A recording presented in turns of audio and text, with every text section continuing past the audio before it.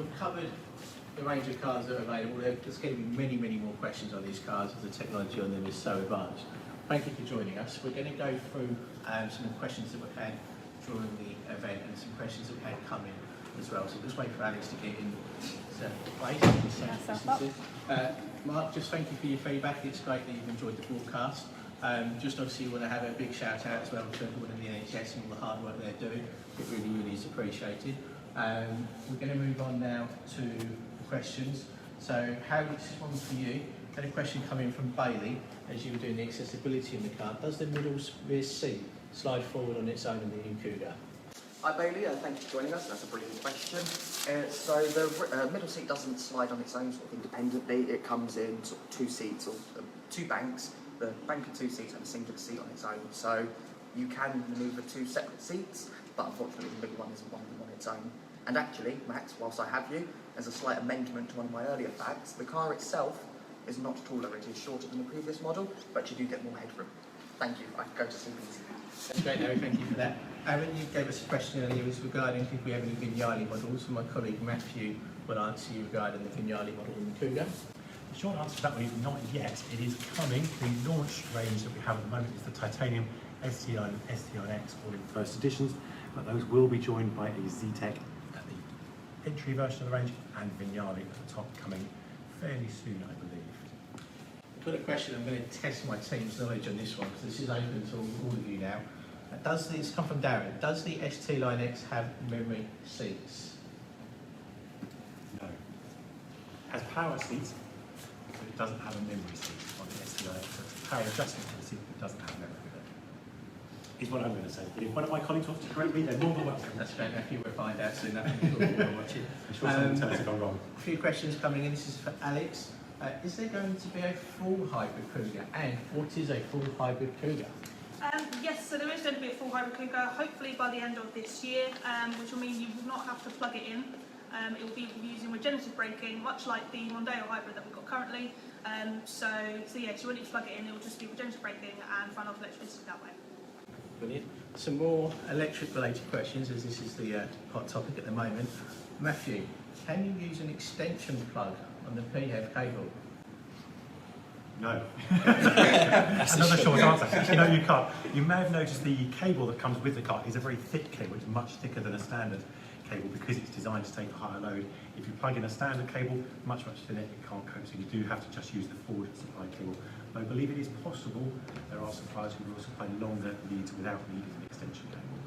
We're going to keep Matthew in the spotlight for a couple more questions as they are electric related. I need to know where I can charge my PHEV, Matthew.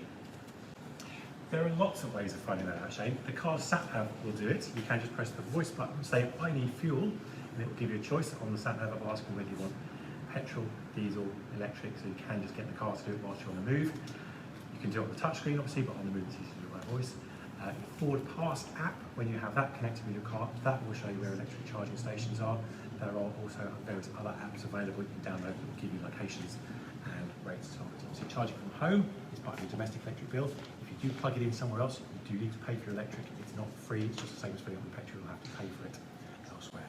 That's great, thank you, Matthew. I'll answer the question that's coming from Matt, so thank you for the question. What is the max range on the PHEV? It does depend on your style of driving. It can be anywhere from sort of 21 to 35 miles on the PHEV.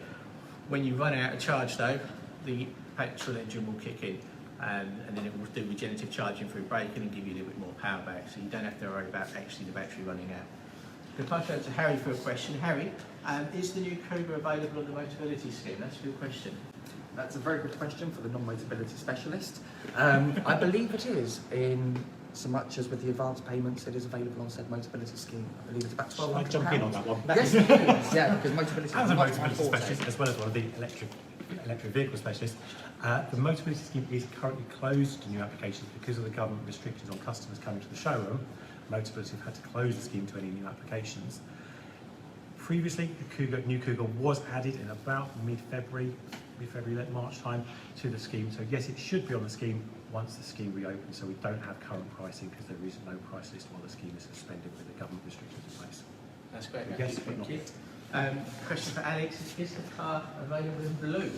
What a lovely question. Well, it is a 40 imagine some people colour. It is, yes. It's available in the solid colour blazer blue, which is a dark blue. We've got chrome blue as well, which you might see on our other models, which is like a silvery kind of blue.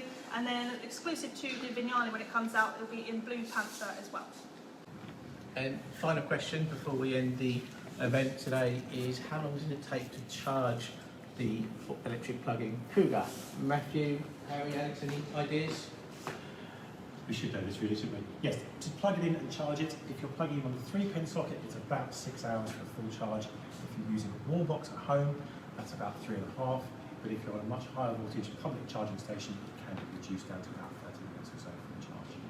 So it varies depending on what type of lead and where you've got it plugged in. That's great. Well, thank you for joining us as our Kuga launch event here at Haynes in Maidstone. We're going to be doing a watch party on Tuesday covering all the questions that we've had throughout the event, so please tune in for that. And for now, stay home, stay safe, and we'll see you soon. Thank you.